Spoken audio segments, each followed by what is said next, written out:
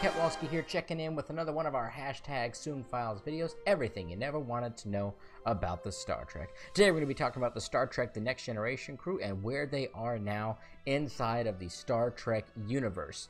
I do want to go ahead and preface this video here that we are going to be using both alpha and beta canon sources, so obviously we're going to be reaching out to the far reaches of different books, comics, video games, and etc. in order to try to build a timeline, a brief timeline, of where each of these individual characters are now. I also want to go ahead and say that I have already done a video on Commander Riker, Captain Riker, and also his wife, Deanna Troi. That'll be linked in the description down below. I've done them a separate video. I didn't focus too much on Deanna Troi in that video, but you kind of get the feeling that she kind of tagged along with Riker. Check that video out for their information. Today we're going to be talking about everybody else here you see on the screen. So let's jump right into this. So first we're going to go ahead and start off with Commander La Forge, Geordi La Forge, everyone's favorite black man in space. Or maybe not everyone's favorite black man in space. My favorite black man in space. Okay, so after he was promoted to the rank of full commander, he was reassigned as the second officer on board the USS Challenger around the year 2380.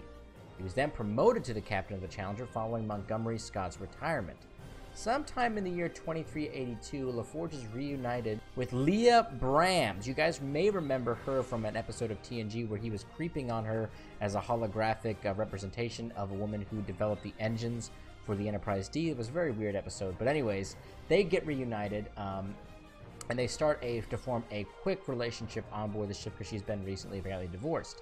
By the year 2387, La Forge had left Starfleet to design new ships, including the Jellyfish, as seen in Star Trek 2009, and he married Leah sometime thereafter. However, La Forge did re-enter the service in the year 2397 and took command as captain of the rebuilt USS Challenger once again. Next up on the docket is Dr. Beverly Crusher. Dr. Crusher left the Enterprise following the events of Star Trek Nemesis to resume her role as head of Starfleet Medical on Earth. During an away mission, she was kidnapped by Romulan operatives and held captive and presumed dead. Jean-Luc Picard and a couple of his old war buddies launched a daring rescue mission where at the end of it, they both proclaimed their love for each other and they got married shortly thereafter. In 2380, Crusher gave birth to the couple's first child, Renee. In 2385, she was promoted to the rank of captain and given command of the USS Pasteur. She remained in command until the year 2401, where she retook her post once again as the head of Starfleet Medical as an admiral. In the year 2387, Worf is seen to have been promoted to the rank of general in the Klingon Defense Force. During a battle with the Romulan Nero, Worf is gravely injured and required extensive medical care to become rehabilitated. During this time, Worf transitions back into his role as Federation ambassador to Kronos and remains a staunch supporter of peace during the Second Klingon-Federation War. While stationed on Kronos, Worf marries a fellow Klingon named Grikla, or Grilka, or however you want to say it, who gives birth to their son shortly thereafter. Worf was also instrumental in brokering peace to end the War of 2409 and helped establish a new alliance in the Alpha and Beta quadrants. After his marriage to Beverly Crusher, Picard transitioned into a role of Federation ambassador to Vulcan. The true test of his abilities came during the Nero crisis shortly after Romulus was destroyed by a supernova.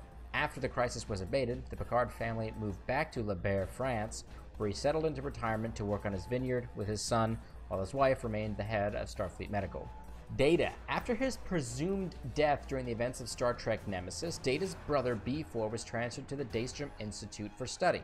During this time, Breen raiders stole B4, Lore, and Lol's deactivated bodies. They were eventually recovered by a still-living Dr. Soong and returned to Federation control.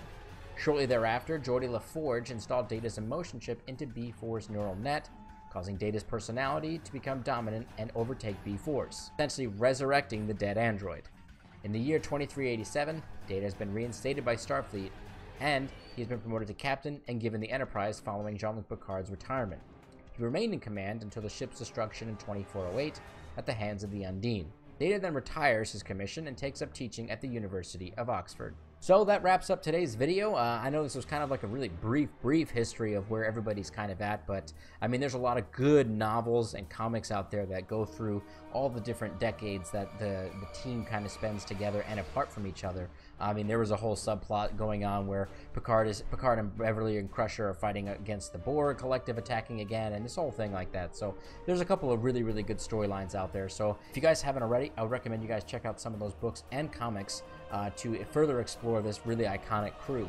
But anyways, I hope that you guys and gals found this video at least entertaining and filled with some good knowledge. I hope that you guys and gals check out some of the other videos that I have under the lore section, and please throw a like and a subscribe up on YouTube. Follow me on Twitter at RealKetwolski, and follow me on Facebook at facebook.com/RealKetwolski, and I will see you guys and gals later. Live long and prosper, my Trekkies.